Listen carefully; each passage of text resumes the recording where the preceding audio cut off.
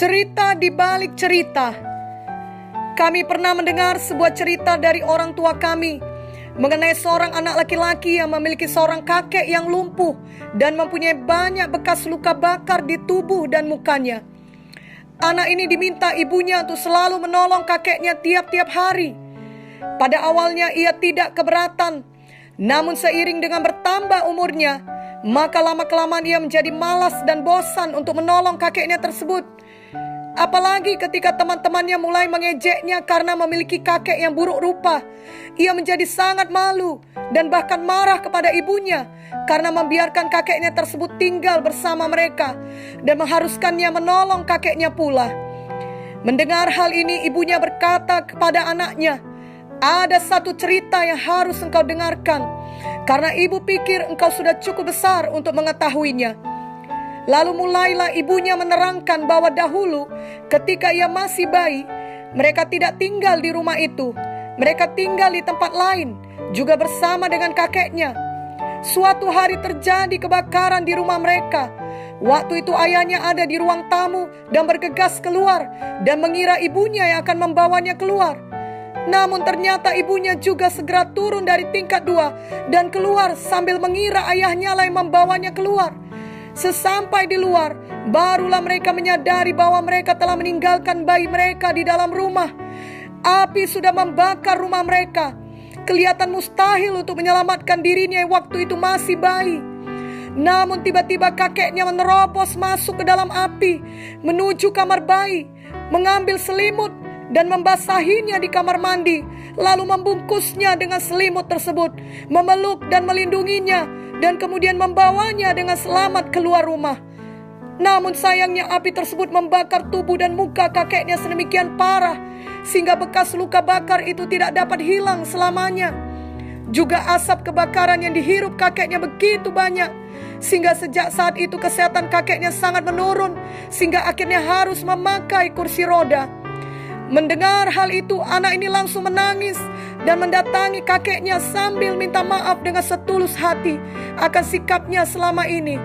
Sejak saat itu, pandangannya terhadap kakek berubah. Ia tidak pernah keberatan menolong kakeknya. Bahkan sekarang ia sangat bangga memiliki kakeknya tinggal bersamanya dan tidak memperdulikan ejekan dari teman-temannya lagi. Kisah ini menerangkan kepada kita tentang pengorbanan besar yang dilakukan seorang kakek terhadap cucunya dengan tanpa pamrih, yang artinya pengorbanan yang dilakukan tidak digembar-gemborkan, tidak diumumkan, tidak dimasukkan ke sosial media seperti zaman sekarang ini, dan sesungguhnya tidak mengharapkan imbalan. Namun sesuai dengan prinsip firman bahwa apa saja yang dikorbankan atau ditabur pasti kelak akan dituai. Ketika anak ini mengetahui cerita pengorbanan yang tersembunyi itu, hidupnya tidak pernah sama lagi. Puji Tuhan, ia berubah menjadi pribadi yang lebih baik, yang tahu berterima kasih dan menghargai pengorbanan yang diberikan untuknya.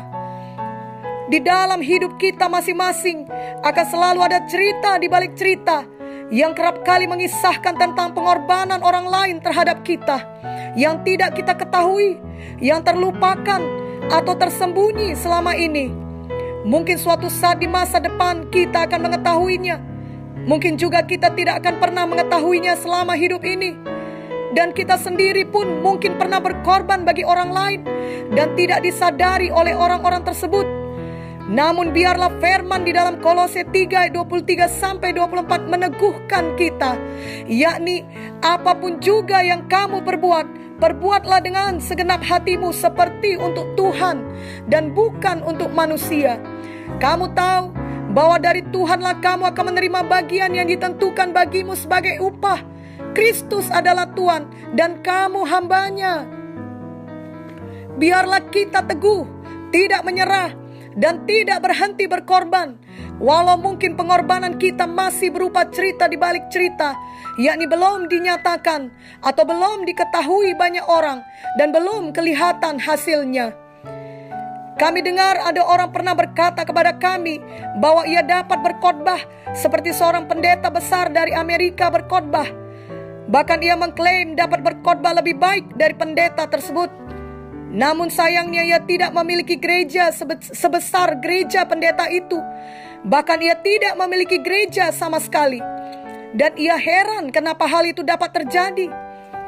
Ini mengingatkan kami bahwa beberapa tahun lalu pernah ada orang-orang datang ke rumah kami dan mengatakan kepada orang tua kami bahwa mereka heran mengapa orang tua kami dapat dipakai Tuhan untuk memberkati banyak orang. Karena menurut mereka, kalau dipikir-pikir, sebenarnya banyak orang lain lagi yang dapat berkhotbah seperti orang tua kami, bahkan yang gayanya lebih keren daripada orang tua kami. Tapi menurut kami, banyak orang tidak tahu cerita di balik cerita. Kami percaya orang tua kami sama seperti hamba-hamba Tuhan lain yang dipakai Tuhan untuk memberkati banyak orang, telah melakukan dan terus-menerus melakukan pengorbanan-pengorbanan yang tidak diketahui orang, namun diketahui oleh Tuhan. Pengorbanan itulah yang membuka pintu bagi mereka untuk dapat terus dipakai Tuhan dan diberkati Tuhan, apapun pendapat manusia. Kami percaya prinsip yang sama berlaku bagi kita semua. Seperti orang yang mengklaim dapat berkhotbah sebaik pendeta dengan gereja besar di Amerika tersebut, hal itu mungkin saja benar, tapi ia tidak mengetahui cerita di balik cerita, yakni pengorbanan yang telah dilakukan pendeta tersebut sejak dahulu. Galatia 6 ayat 7 berkata, "Jangan sesat, Allah tidak membiarkan dirinya dipermainkan, karena apa yang ditabur orang, itu juga yang akan dituainya." Sistem dunia ini mungkin menunjukkan bahwa seseorang dapat beroleh kekuasaan, kekayaan, dan ketenaran dengan segala macam cara yang cerdik menurut mereka. Tapi jalan Tuhan adalah kebenaran, bahwa setiap orang yang menuai harus menabur terlebih dahulu. Dan bila kita menabur baik, kita akan menuai yang baik, dan begitu pula sebaliknya. Kiranya hari ini kita diingatkan juga akan cerita seorang janda yang memberikan persembahannya, yang tertulis dalam Lukas 21 ayat 1-4, Markus 12 ayat 41-44. Banyak orang yang memberikan persembahan dengan jumlah lebih besar dari yang diberikan janda itu. Namun Tuhan mengatakan dia memberikan lebih banyak dibandingkan orang lain. Padahal jelas bahwa jumlah 2 peser yang diberikannya tidaklah besar jumlahnya. Namun pengorbanannya memberikan 2 peser itu dilihat dan dinilai Tuhan lebih besar, karena ia memberi dari kekurangannya. Mari kita teladani contoh dari Alkitab ini. Biarlah kita bersama-sama belajar untuk mempraktekkan prinsip berkorban dalam hidup kita. Karena pengorbanan kita yang tersembunyi tidak pernah dilupakan Tuhan, dan pasti kelak kita tuai. Janganlah kita lupa bahwa di dalam hidup ini selalu ada cerita di balik cerita dalam hidup seseorang. Itu sebabnya janganlah kita menghakimi seseorang, menggosipkan seseorang, menilai seseorang dari penampilan luar, apalagi dari berita-berita yang beredar saja. Sama seperti anak yang tidak tahu kebenaran sesungguhnya tentang kakeknya yang sudah berkorban bagi dia. Sebenarnya bila ia memilih untuk patuh, walaupun dia tidak mengetahui cerita kakeknya itu, dia tetap bisa mengasihi dan merawat kakeknya seperti yang selama ini diajarkan ibunya dan telah ia lakukan beberapa waktu lamanya. Sebab itu adalah kebenaran firman Tuhan, yakni menghormati orang tua. Tidak perlu baginya harus mengetahui seluruh kisah tentang kakeknya dahulu, baru ia mau setia merawat kakeknya, atau baru mau berubah menjadi lebih baik. Kita juga telah diajarkan kebenaran firman Tuhan. Tidak perlu kita mengetahui dahulu semua cerita di balik cerita mengenai orang-orang di sekeliling kita, baru kita mau berubah dan bertobat. Kita tidak terpanggil untuk mengetahui semuanya, apalagi memaksa untuk merubah orang lain. Namun kita sendiri dapat berubah dan menjadi teladan, sehingga orang lain dapat ikut berubah.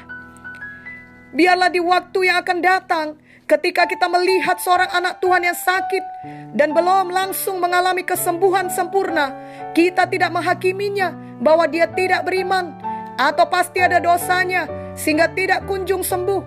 Selalu ada cerita di balik cerita. Mungkin saja ia sudah tekun beriman, bahkan telah berkorban berjam-jam berdoa untuk orang lain setiap hari, melebihi orang yang sehat. Mungkin saja dia lebih banyak mengunjungi orang sakit lainnya, walau tubuhnya sendiri masih sakit, dan ia telah menjadi berkat bagi orang lain melebihi orang sehat. Mungkin saja sakit yang kita lihat dengan mata kita sebenarnya sudah sangat banyak mengalami pemulihan dibanding keadaannya yang sebelumnya, di mana seharusnya ia tidak dapat hidup lagi. Ada banyak cerita di balik cerita. Begitu juga ketika kita melihat seorang anak Tuhan yang biasanya datang dengan mobilnya ke gereja, lalu sekarang dia naik motor. Janganlah langsung menggosipkan bahwa dia telah jatuh miskin, atau menghakimi dalam hati bahwa pastilah ada kesalahannya sehingga dia tidak punya mobil lagi. Karena mungkin saja ia dengan sengaja menjual mobilnya untuk memenuhi nazarnya kepada Tuhan, atau dia memberikan mobilnya untuk bisa dipakai hamba Tuhan di kota lain, atau dia korbankan untuk pembangunan gereja di desa terpencil dengan tidak banyak bicara kepada siapapun.